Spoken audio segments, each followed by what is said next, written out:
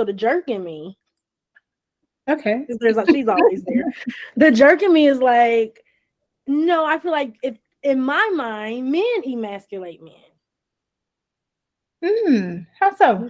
Well, I mean, coming from what he's saying, Yeah.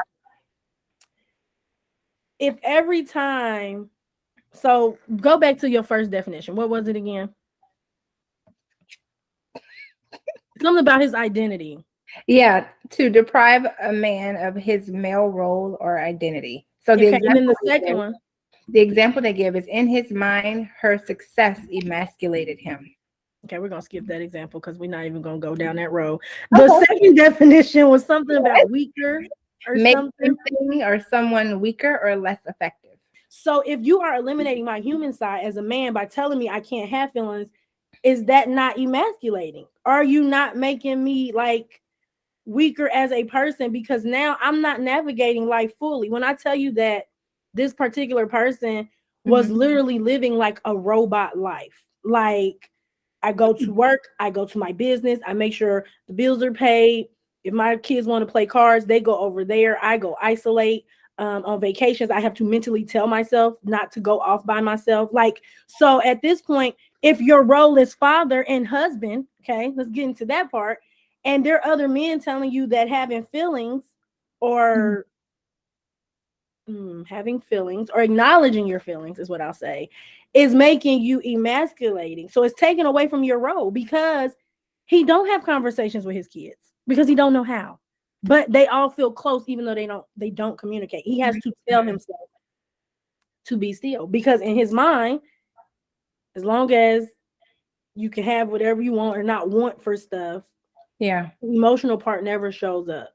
And so I feel like when I say men are emasculating men, is who told you that not having feelings wasn't a part of your role other than another man? I just don't believe that. Like, why would feelings not be a part of being a father, being a provider, being a husband, being a worker? How do you shut that off? I mean, so to play on that side, right? Mm-hmm. I think feelings not being a part of those roles is acceptable because it keeps them shoulder up. Okay. Right? It keeps me shoulder up. It keeps me level-headed. It keeps me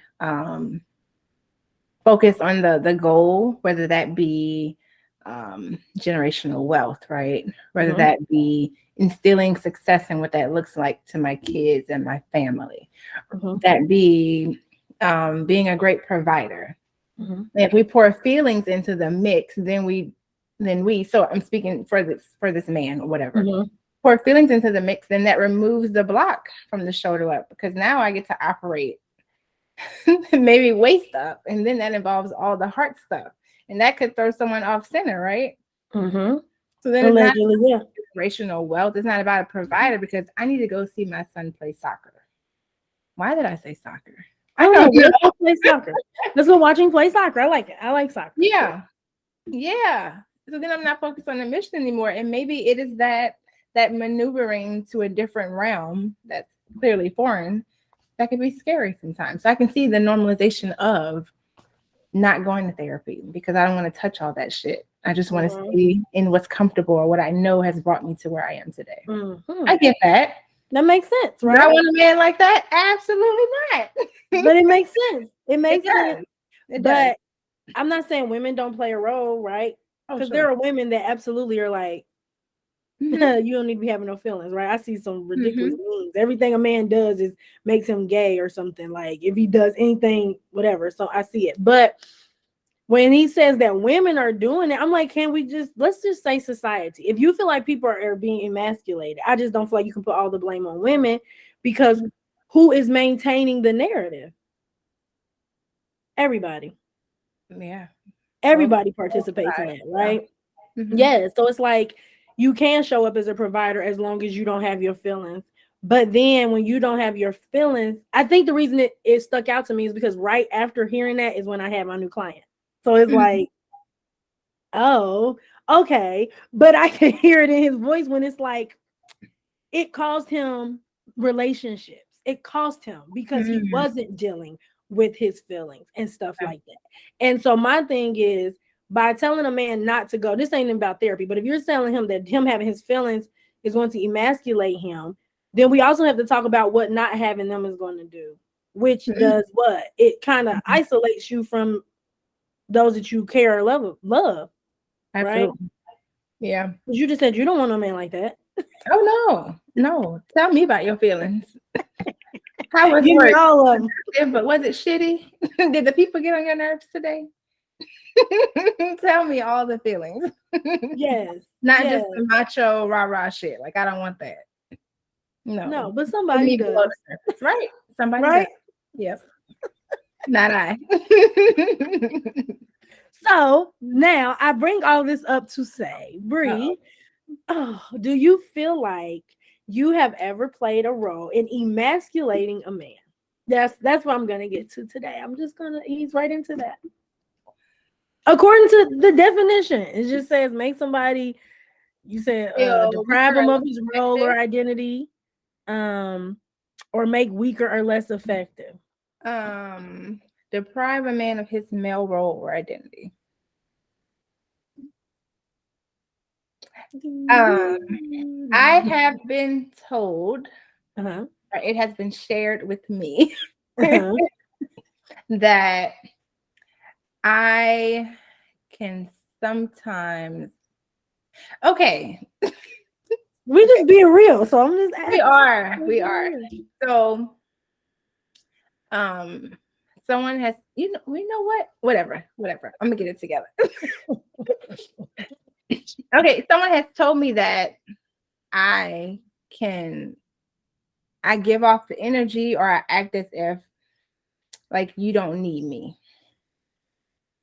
That there is no room in your life for what I want to bring to the table. I've heard that before. I've heard that, like, if this person messed up doing a thing one time, then there is no second chance. It could be something small, right? There is no second chance to make it right or to do things differently. Because in my mind, you should have never messed it up. Okay. There's that. So, and recently, I've been told, and I love the spin, and maybe, I don't know why. Recently, I've been told that I do give off this very independent energy, as if you don't need anyone, but he said you just need the right one. And that's what makes the difference. It's like, I like that. So as you've been told like these three different things that I guess could be, related to it. Saying it out loud as we're talking about emasculating. And what does that do? What does that do to you? Like, what are you feeling? I mean, look, I'm really trying to see both sides of the fence right now. I know, but I want you to just think about the emasculating, the things that you were told, not your feelings, right? Because it's not about what you want. That's been the thing that men have been saying to women. It's not about what you want. Okay. So let's just go from that angle of, do you see it? Can you see those behaviors as emasculating? My behaviors? The ones that you were told. Yes, those three. Do you see No. how that? Okay. No, I do not. Okay. Why? Let's just get into that. Let's just go on and let's make this like a devil's advocate thing. Closer. No, I do not. And why don't you? I don't believe that those behaviors were depriving, back to the definition, were depriving a man of his role or identity. I don't believe that whatever I was doing was making him weaker or less effective. Now that I think about it, I don't even know what I was doing. Don't start going down the rabbit. I'm not. We just want to know. You said you were told that, so I just wanted to explore that. Do you feel like you've met other women where you could have seen this, if you don't feel like you were doing it, where you've seen women who emasculate men? Oh, yeah. Yeah, but and then I don't even know if in that moment I termed it as emasculation as much as I termed it as disrespectful. Right. Yeah. I mean, the man might have internalized it in that way. But to me, her behavior or what she was saying to her husband was just disrespectful. Like, girl, What? Did you really just say that to him in front of all of us? It's like that. Yeah, it's like that. But I can, saying that I can see that being emasculating for a man, depriving him of his role of being this, I don't know, strong person that he may normally present in front of the guys, and now everybody witnessing his wife talk to him this way. Yeah, I can see that. How do you think we got here? Not her and him, but if this man is saying that women are basically depriving men of their role, that's what he's saying, right? We're gonna stick with the definition of it. How did we get there?